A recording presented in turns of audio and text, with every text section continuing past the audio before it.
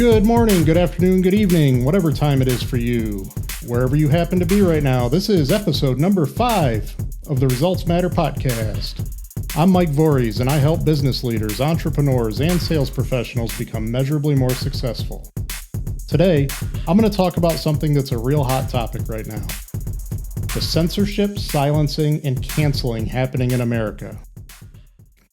This is a business podcast, and yes, the topic I'm about to discuss is very politically charged. I recently had a total stranger chirp at me on LinkedIn for making reference to something political on a business forum. My comment wasn't even political in nature, but I did mention the election and the unity our country so badly needs moving forward. And I do make a conscious effort to keep my comments on LinkedIn professional in nature. But anyone who thinks that business and politics are two totally separate worlds is sadly mistaken. And while my comments today will be very political in nature, this episode has everything to do with business. Just a quick ask before we jump in. If you haven't already, please subscribe, share, and give the podcast a great rating and review wherever you like to listen. It'll really help us get this content to more people who could really benefit from it. Here we go.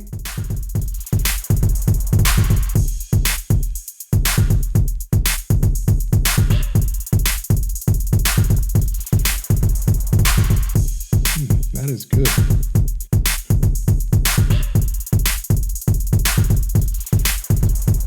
With less than 2 weeks left in President Trump's presidency, he's been banned from Twitter and Facebook.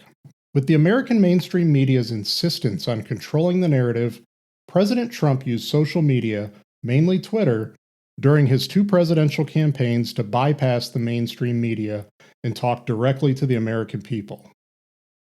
President Trump's approach to talking to the American people directly and not through traditional media channels stoked the media's tremendous hatred for the man and his supporters.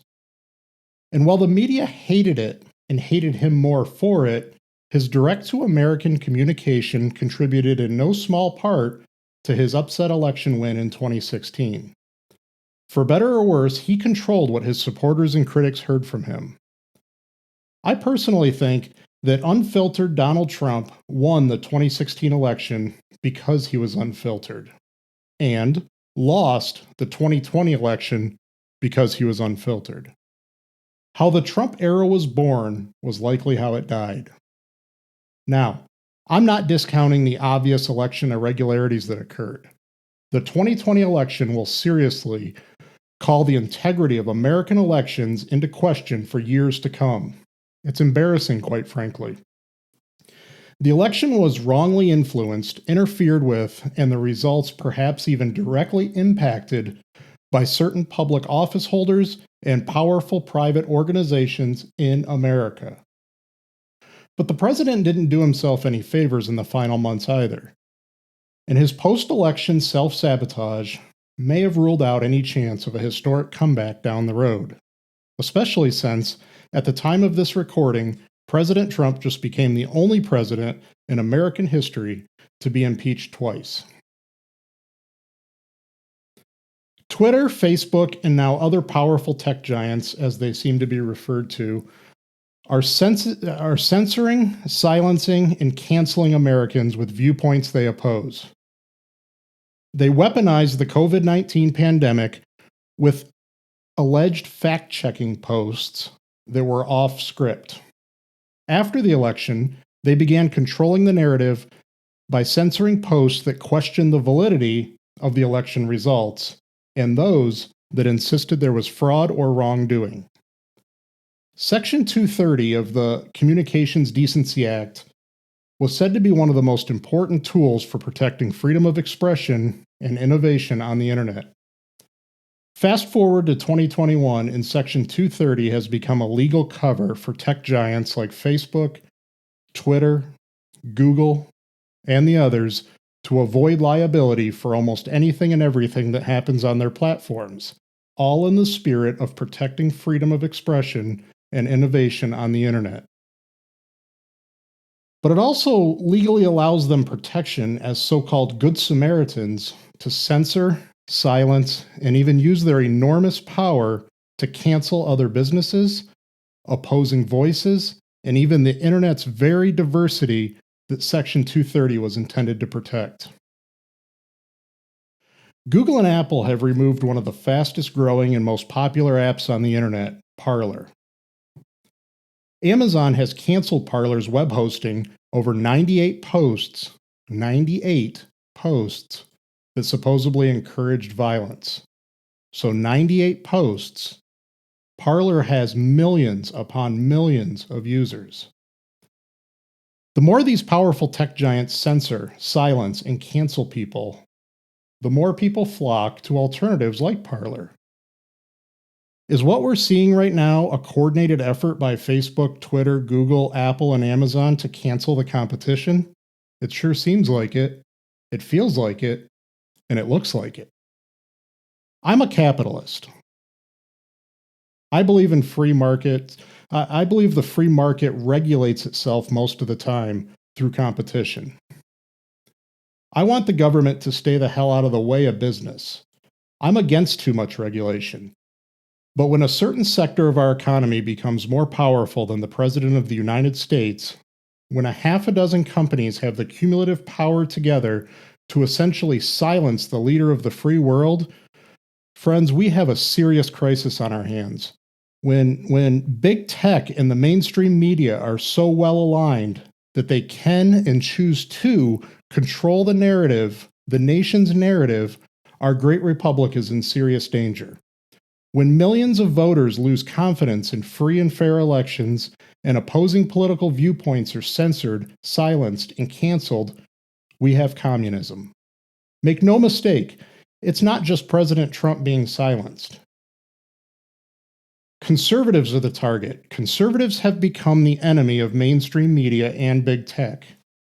And mainstream media and big tech have become so powerful, when someone doesn't agree with their way of thinking, they just censor, silence, or cancel them altogether.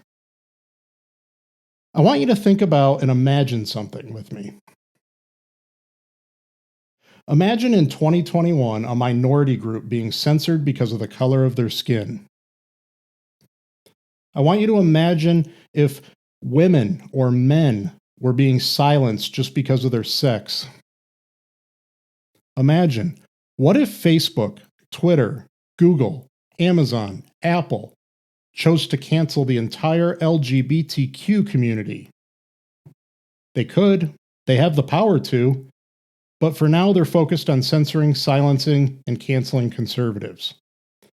Facebook and Twitter did nothing to stop the spread of violence during the BLM protests and the adjoining riots. Americans had their businesses destroyed in cities all over America. A lot of people were injured. Some were killed by the acts of senseless violence.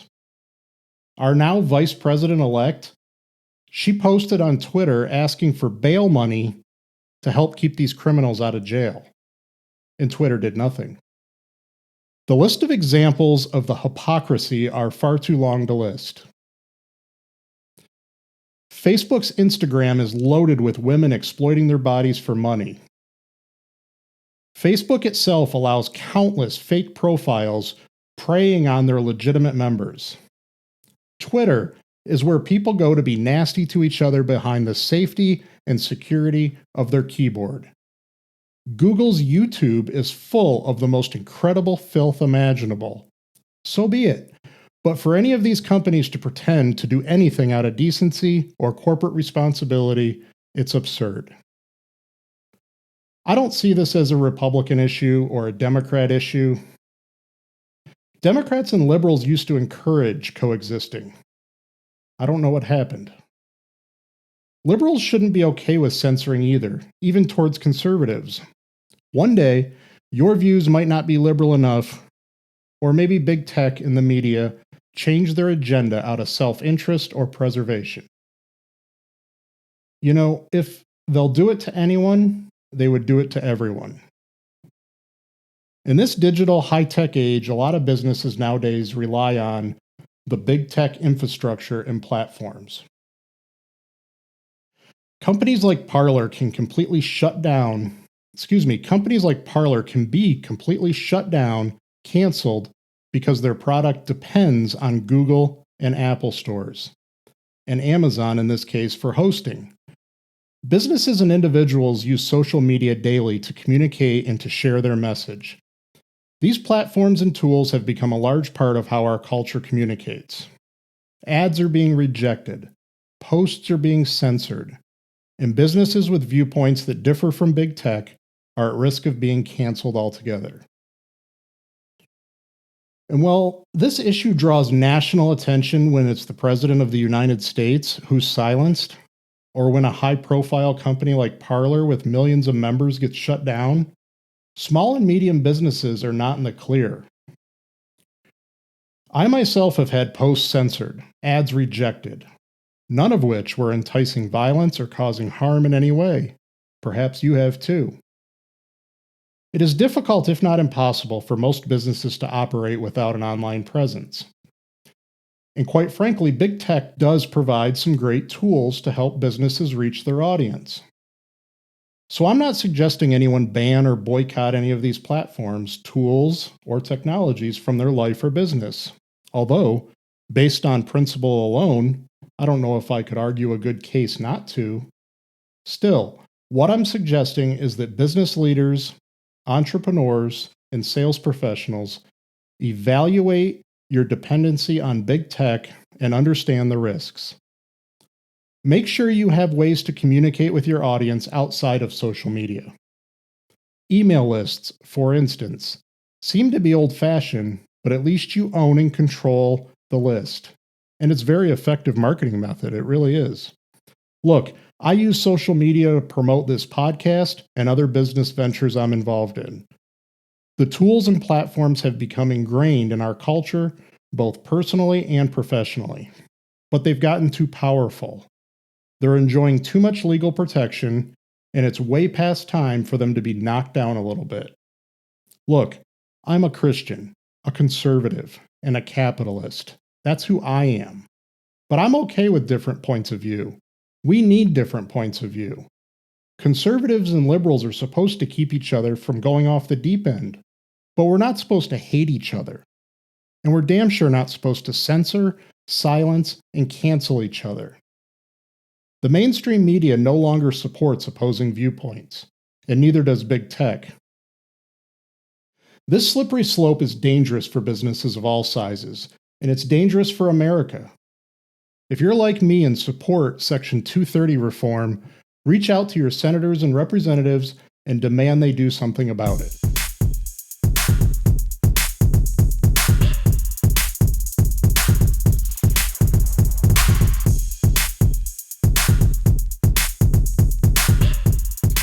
Thank you so much for listening today to the Results Matter podcast. If you enjoy or find this content useful, please subscribe, give a 5-star rating and a great review, and share the podcast with others. It'll really help us get this content to more people who could really benefit from it. The Results Matter podcast is a production of Voorhees Business Solutions. If you'd like to learn more about additional services, products, and solutions designed to give your business an unfair advantage, you'll find a link to voorheesbusiness.com in the show notes. Be sure to sign up for free business coaching delivered right to your inbox. Thank you so much for listening today to the Results Matter podcast.